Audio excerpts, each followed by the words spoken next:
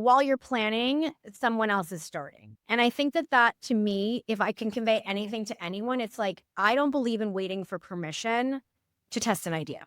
My mentality is more like, okay, well, I tried. It didn't work. Who cares? Like, it doesn't matter. What's the worst thing that can happen? Welcome to Taking Care of Lady Business, where we have conversations about power, value, and success on your own terms. I'm talking with women who are building influence, wealth, and authority, not by following someone else's playbook, but by deciding what success looks like for themselves.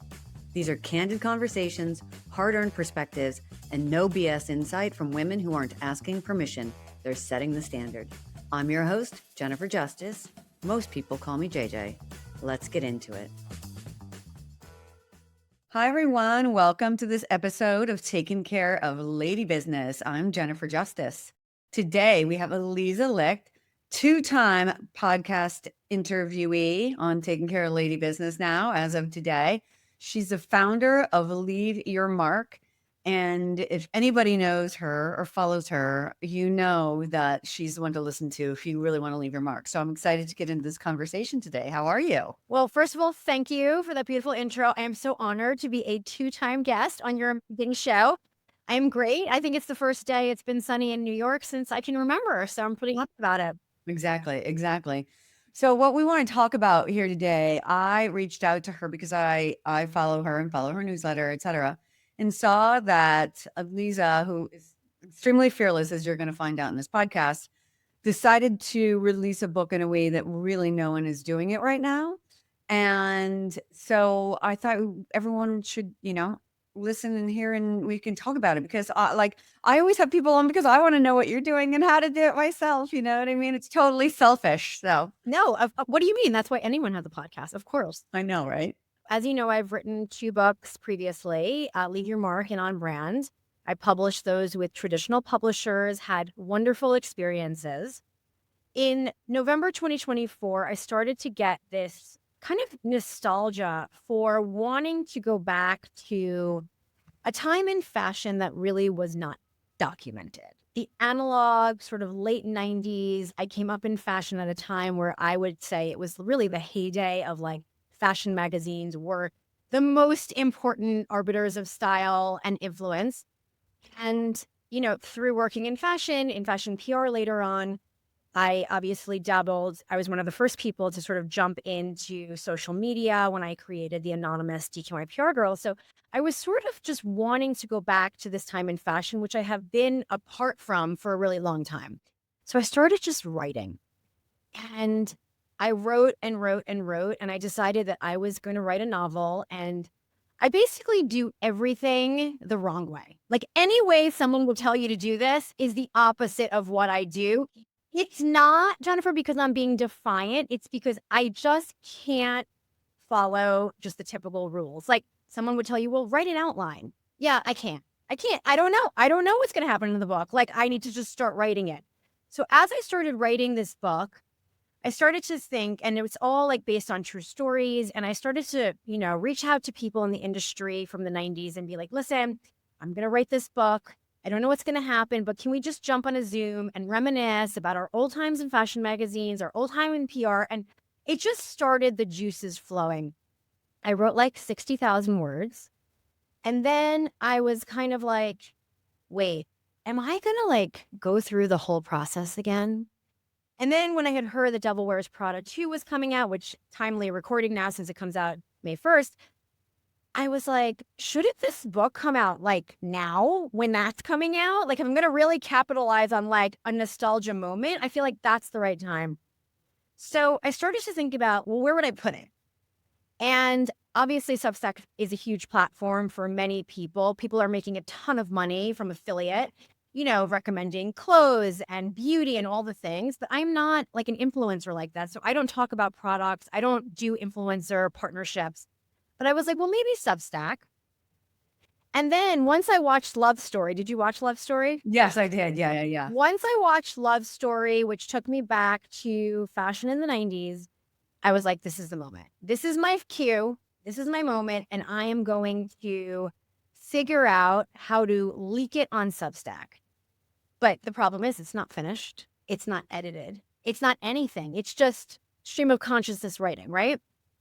And I said to myself, well, like, what if I just tell people that's what I'm doing? Like, this is what you're getting. Like, it's not done.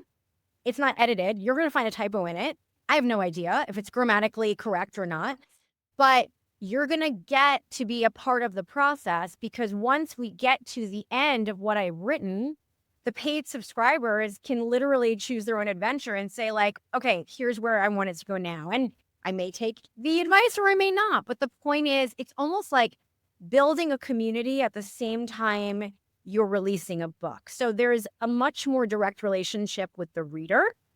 Mind you, my first time on Substack, I didn't have a Substack. So I, from scratch, built everything. I have a friend, Margie, who's in media, and she has worked places where she's successfully built Substacks before. So of course, I tapped into her brain, but essentially it's testing and learning what works. And also being transparent about it. I think the whole point, and I was so excited when you reached out, because I want to tell people what I've learned so far, because I don't believe in gatekeeping. Yeah, yeah. And this is all nonfiction? It's fiction. It's a novel. I built, and I have this secondary newsletter called Backstage Pass within Off the Record. Oh, for everyone listening, the novel is called Off the Record: Secrets of a 90s Fashion Insider in New York. So that's really the novel. And then the Backstage Pass is where I tell, like, behind the scenes strategy of how I'm building it, and also personal stories related to my career in fashion, which are just at this point like artifacts, I think, because it's so old. So do you know when it's going to be done? Do you know the arc? I know the arc. I know where I'm headed. I don't know how it's going to end yet. And I'm not writing it until we, meaning me and whoever subscribes, when we go through the process together. So when we get to the end is when I will take all of the sort of focus group research or opinions or whatever, and then I'll start writing the rest of it. So where are you in it right now? Where are you in the whole process? I launched on April 8th. I've released 2 chapters. The first 4 chapters are free. And then it's kind of like a one-time all access pass. This is not like going to go on forever. This is just going to go on for the length of this thing. So it's a $49 one-time fee, or you can do $12 a month, but it's cheaper to do $49. And we're just going to get to the part where I haven't written any more. And then I'm going to go off and write and come back.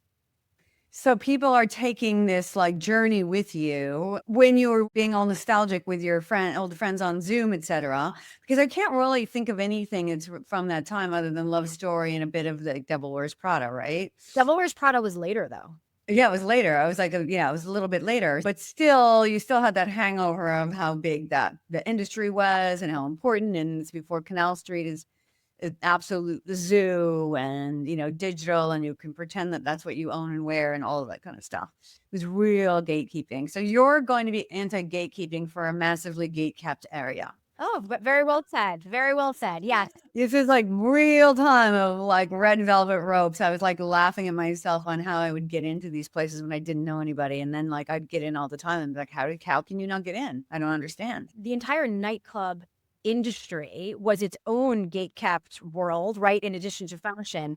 The way that I did the book, though, is it toggled between 2011, which really was kind of like the wild west of social media. Instagram launched in like 2010, I think. So it was like early days social media. And it starts off with like the quintessential takedown of somebody who is pretending to be this, girl's girl, female empowerment, superstar in fashion. And Jessica Ullman, who's the main character, is like, I know what you've really done, and especially to me, and I'm going to expose you, and I'm going to do it anonymously. This is where my DKNY PR Girl days come in. I'm going to do it anonymously on a Twitter account called Off the Record with a blog, and I am going to tell everyone, and I'm going to start in July 1997. And so every chapter you go back and forth between what's happening in Jessica's real time. She's a PR executive in fashion. I'm not the main character, but obviously I borrowed a lot from my career. And then in the blog post, she takes you back to the 90s where she came up with this girl who is not who she says she is. So it's interesting too, because a lot of laws have changed since then, right? Like now you probably couldn't get away with that. unless, you would be exposed, you can't be anonymous and all of that. And it's not that long ago when we think about it. Like, Well, we still have anonymous accounts. well, no, they do, but like you can actually get them exposed. There's lawsuits now and, those kinds of things. But like, so much of how that happened and could totally happen then, right? It was a wild, wild west. I mean, I lived it. I mean, teaching my PR Girl, I was anonymous for 2 years as that character. It was a really big deal when I came out as the person behind that Twitter account. Let's talk about that for those who don't know who you are, like how you started out, DKNY PR Girl, etc. Yeah, so I was working in fashion PR for Donna Karan, and in 2009, we were talking about like, oh, we should probably get on Twitter. Like, it was new-ish. I was like, well, we have a founder who's a person named Donna Karan, and the brand is called Donna Karan. So if Donna Karan's on Twitter, people are going to think she's tweeting, and that's going to create a PR headache for us because who's writing that copy? Who's responding to people?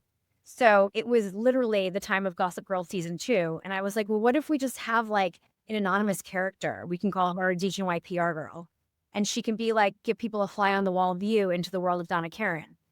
And I got approved to do it. Legal was literally like, Aliza, you're the only one who can tweet. And we decided it was going to be a secret. So I was the voice behind this Twitter handle, and DKNY PR Girl is really now especially documented as one of the first examples of a fashion influencer at a time when we didn't know that word. That was when bloggers were first becoming a thing. Like, we didn't know the word influencer back then. And I was anonymous for 2 years, and it became a huge channel. And then eventually came out as the person behind the Twitter handle, but was the voice of that character for 6 years, which really is what led to my first book deal, Leave Your Mark. On your day to day, let's just like let everybody know what you do. So, if they want to find you, etc. And then I want to go back into the book because this all leads into how you are always so fearless in the moves that you make in marketing in particular. Thank you. So yeah, so I consult on brand strategy primarily in social media. I work with brands, like big brands, but also since my book On Brand came out, which is a comprehensive guide to personal branding, I work with individual clients who also want to build their personal brands, whether it is in executive presence or gravitas or actually in an online way. So that's sort of what I do. And then with everything going on in the world, obviously, I do a lot of current news and advocacy. I'm Jewish, so that's very important to me. And for the most part, though, I've got my hands in a couple places, and I'm pretty much never satisfied with one singular project. Like, I always have to be doing multiple things, and there always has to be a creative project in the mix, which is. So what have you seen? Because, the reason why I wanted you to explain that background is you've seen a massive creative arc when it comes to marketing and people's attention span, etc. And I'm wondering if that played into how you were doing this book and releasing this book. I think I was thinking to myself, wow, my first 2 books like took 18 or 20 months to like get into book form between just the editing process and the layout and the reviewing the layout and all the things. I was like, I don't have the patience for that. I want the immediateness. And the other thing that it's so funny, I was just on the phone with my friend earlier. She just started reading Off the Record and she was like, the chapters are so short. They're amazing. And I'm like, I know, because who even can pay attention? They're super, super short. You don't need to have these long 30-page chapters. It's like, how about 1,500 words? How about 3,000 words? Like, it's very easy to just dip in, dip out. So every Wednesday, there's a new chapter. Because I've read a lot and seen a lot and noticed it in movies, how now they have to have so many things going on and referencing back to exactly what had happened before because no one has the attention span as they are looking at their phone while they are watching a movie. And so it's affected so much, plus all of the short content form videos, etc., that are coming out and, doing a whole story in a very similar way that you are, right? Well, it's funny. You're reminding me of an interview I saw the other day, and I'm trying to remember which podcast this was, but it's the guy who does all the clips for a particular very well-known podcast. Oh, yes, yes, yes, yes. Isn't it with the Scott Galloway? Yes, Scott Galloway. And the guy was saying, people would be like, oh, I love those clips. And he's like, oh, did you listen to the show? And the guy was like, well, no, I watched the clips. Like, the clips are where the audience is, not necessarily the show, which is so interesting. But listen, we're in an entertainment culture now. It's no longer social media. Like it used to be you're following your friends. Now you're following your interests. And the algorithms have changed to, I mean, you saw Instagram just said, like, now you can program your algorithm the way you want based on your interests. Well, that means, guess what? Like, if your interests are not what your friends are posting, you're never going to see your friends' content. But the other thing that I think is really interesting and I dive a lot into this in a lot of what I do, especially for my news content, is how you leverage AI to rev the engine of findability, right? So when I think about, well, how do I want to make sure that the book on Substack is the most accessible to the LLMs, you have to really think about how you're plugging in. Like I have a different title for the SEO title. I have a different description for the SEO description. I have a different title for social media, a different description for social media. My AIs are always making sure that I have them programmed to think about what are the LLMs looking for first and foremost, because no one's going to Google anymore. They're going to their whatever chat. What chat do you use? I use GTP and Claude mostly, and Gemini sometimes through Gmail. Yeah. I use all of them also, but it's like, okay, well, if someone is typing in whatever they're like, what's the search prompt for you to come up, right? That's really how you have to think about any single piece of content. Well, so how do you do that? You know, you've always been next level on this. How do you do that? With like, is every LLM different? Is ChatGPT different with their discovery than Claude? So let's say. So you have to think of it not as like how you want to describe something. You have to think of it in terms of how would someone search for this. My friend Anat Barron, who's a brilliant speaker, she's a futurist. Maybe you know her. I don't know if you guys ever crossed that. She did this crazy experiment. She spent 200 hours working with all the AIs to redo her website. And essentially all of them had their own specific ideas on what she should be doing for her website copy. And she basically called them her interns and made them fight it out to come up with one strategy. And she would literally take, okay, Gemini, here's what ChatGPT said. You guys don't agree. So can you get on the same page? And she would make them all work together. She did it next level. I don't have the patience to do that, but I will say if you run a mini experiment like that and you put in whatever query you want into AI, I always do this. I always voice it to the AI. And then I say, okay, now take everything I've told you and put it into a prompt for me to give back to you. So I have my AI write the prompts. And then once I get an output from whatever AI that is, I'll go to the other one and be like, I'll give it the same exact prompt that whatever AI just gave to me. And then I'll see what they came at. And then you can compare and contrast. Like they really different point of view. But in terms of off the record, like what am I going for? I'm going for 90s nostalgia. I'm going for writing process. I'm going for fashion industry, really insider anecdotes because none of this stuff is documented anywhere. And, I'm leaning into what are the search terms Devil Wears Prada saying? What is the search terms love stories? Like you have to think about, okay, what are people looking for right this minute? That's really the name of the game. How did you figure all this out?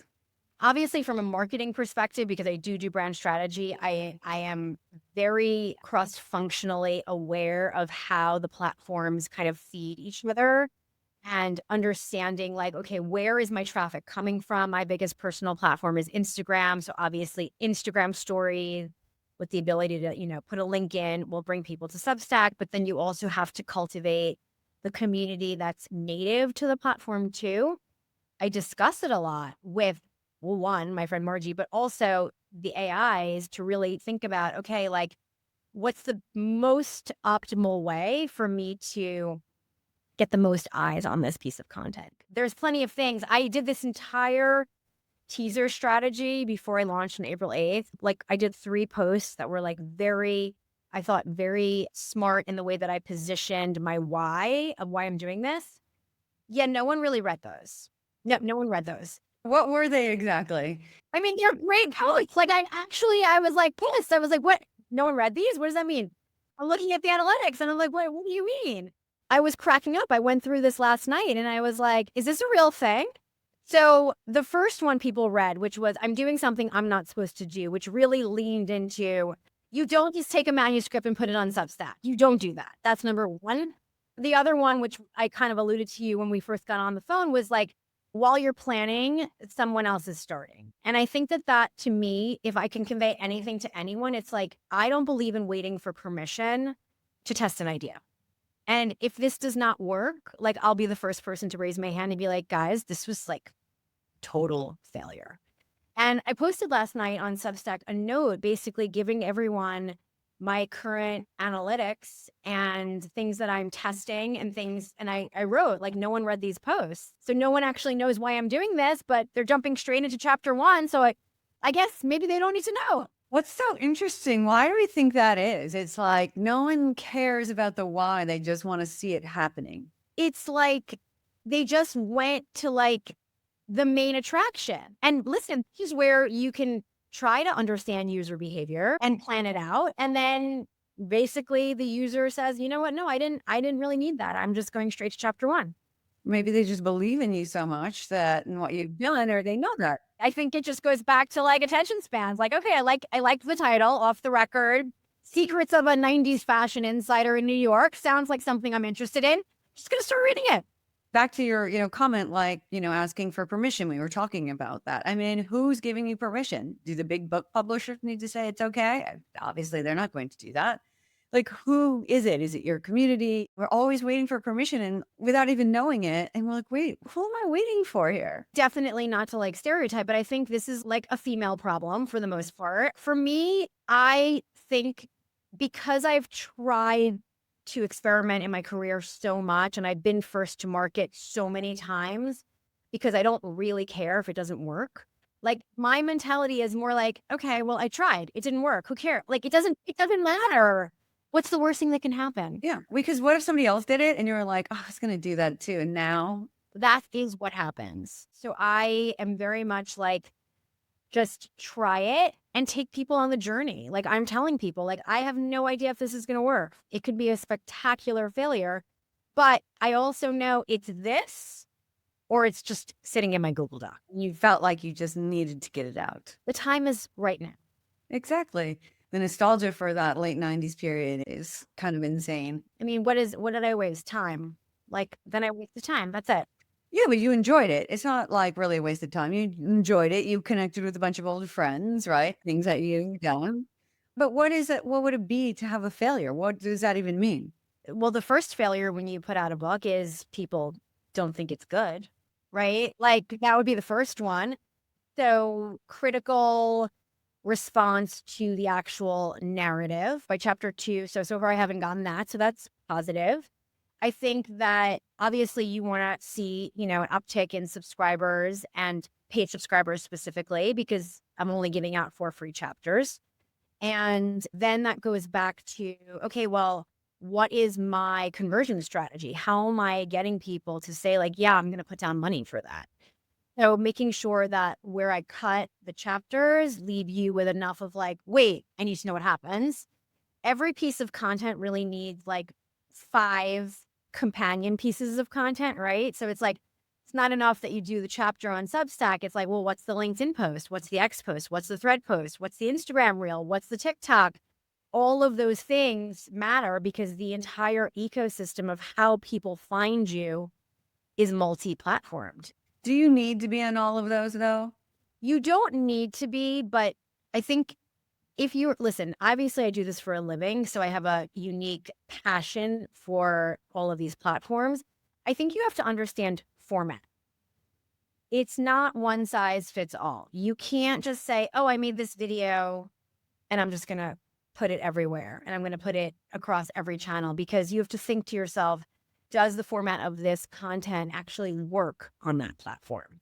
For example, like this morning, I did an Instagram reel about this funny story.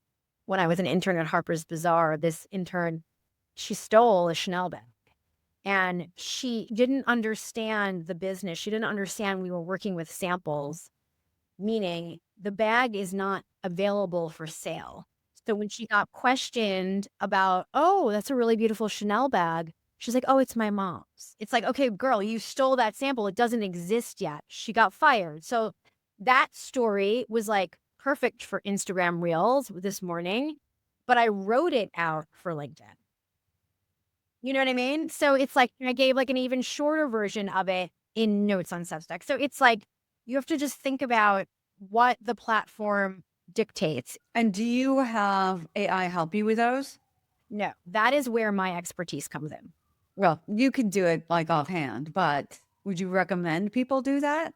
Yeah, why not? I mean, absolutely. I mean, I think you have your initial germ of an idea of a piece of content. And then you can certainly ask AI, like, okay, now take this piece of content and tell me what the LinkedIn version is or what the X version is or whatever. But then you also just have to like go with your gut and use common sense because a lot of times when you do use AI, it does tend to change your voice in a way. So I think the best thing to do is start with the largest format of the content and then shrink it down. But going if you're like going through the funnel, it's like, okay, if it's Instagram Reel, then the shorter version is going to be LinkedIn, and then even shorter than that, it's going to be X and Threads. So like have it pull it through the funnel to see, like distill it. So what is your like overall advice how AI plays into media? Because we can see a lot of what they call AI slop. I wish there was a better term for it. It sounds so horrible. Very generic, etc. And yeah, using your voice and making sure your voice is there. What is your like advice? What I like to do for me is, I mean, actually, yesterday I'm writing a piece for the Times of London in advance of the Met Gala. So yesterday I sat down and I was like, I am writing this article. It is due tomorrow. Nothing like waiting to the last minute. And I write in Grammarly because I don't like having typos or grammar mistake. I don't use the AI aspect of Grammarly, but I don't like typos. I like my piece to be written perfectly as I write. And that's just me.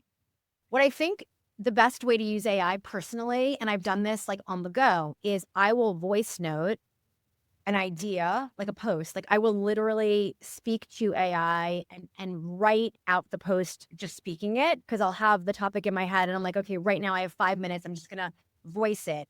And what I'll say, I have my AIs. I think it's really important when you make an account to make sure your system settings are really custom. So all of my bots know I do not want you writing for me. I write, you make sure there's no typos and there's no grammar mistakes. And when I voice note you something, you transcribe it and then you put it into like a cohesive thing. So for me, it's like I'm dictating what I want the post to be. Like an assistant. You're using it like an assistant.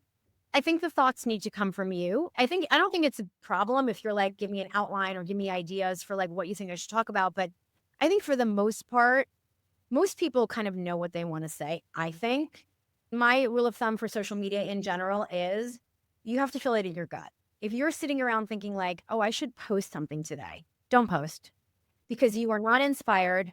You have nothing to say. It has to be like, you have to be like, oh my God, I should tell people this, or oh my God, I just saw this article and I have such a strong reaction to it. I need to talk about it. Like, don't post out of obligation. Those are the worst posts. And those are the people who are going on creating, just saying, AI, write me a LinkedIn post today. And that's the slop you're talking about because it's not authentic and it's not coming from a real place of thought leadership. It's like, oh, I should post something, so I'm just going to throw up something there. Well, what about people that are building their brands? I mean, don't you kind of have to have that consistency? And sometimes you're just like, in particular, I think anybody who is elder millennial and above, who is not from the straight up selfie generation, that's just like constantly taking photos of themselves instead of actually having a memory about it. You know what I mean?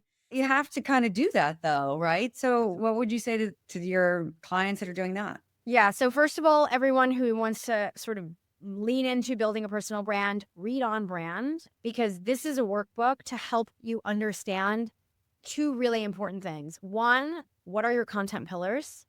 Where do you have permission to play? Where you don't? And which leads to two, a personal brand guardrails. I think it's really important to establish who you are and how you figure that out. And I take you through this in On Brand, which is first and foremost, what's the North Star goal? What do you want to be known for? And is everything you're putting online laddering up to support that goal? And I think what a lot of people will find is sometimes they're just talking about random things because they feel like they need to have a voice there, but it's not actually doing anything. And what I caution people in my books to really think about is, especially on LinkedIn, don't confuse likes with success. A lot of people will find success by divulging too much information. They'll tell you about this massive problem they're having, or they'll tell you about how they failed, or they'll tell you about just things that are just really personal anecdotes that may or may not be something that should be out in the world. Usually not. And I'll tell you how you know if it's not. If something is a core competency of what you do, like if you're having this massive problem with a client, let's just say, I mean, you wouldn't because you have confidentiality, but let's just say somebody is an accountant.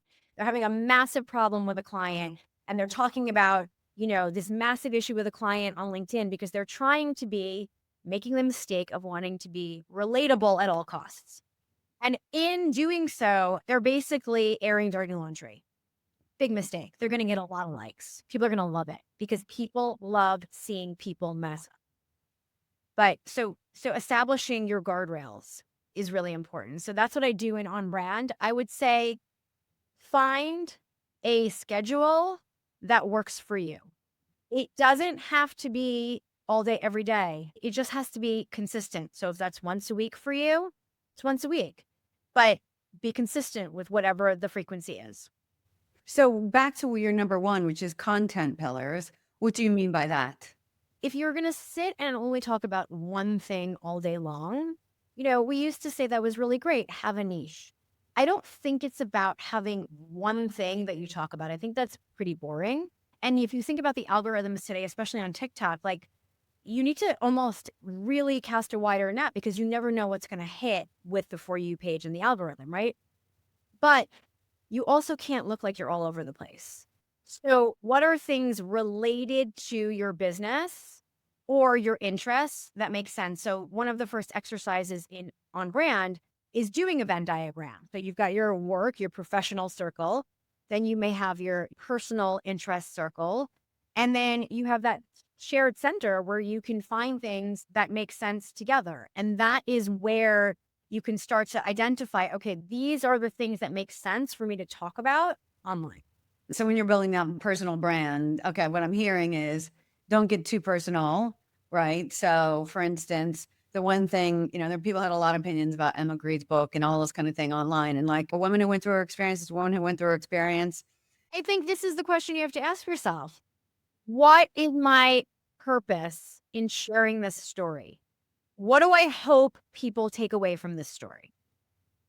And if you don't have an answer to that, don't share it.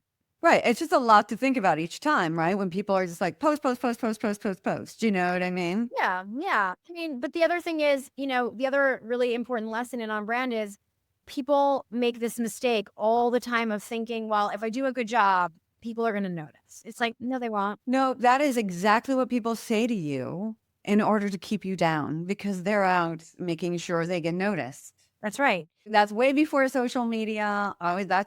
Whenever I get asked, because I asked the one question, which I'm about to ask you soon, and what's the worst advice you've ever received? I got, put your head down and work and you'll get noticed.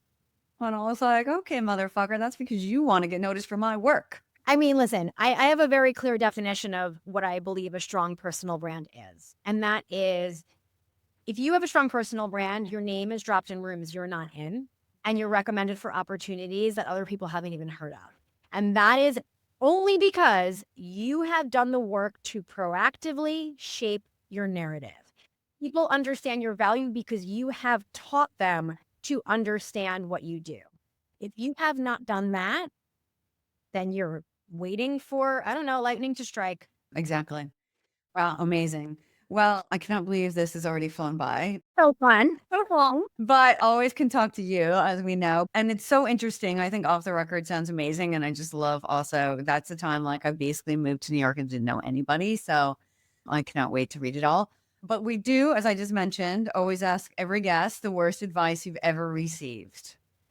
We grew up, a lot of times people be like, especially like, older generations, like, kids should be seen and not heard. One of those things. I would say this, this is another women thing as well. Don't be afraid to be someone who people don't like all the time.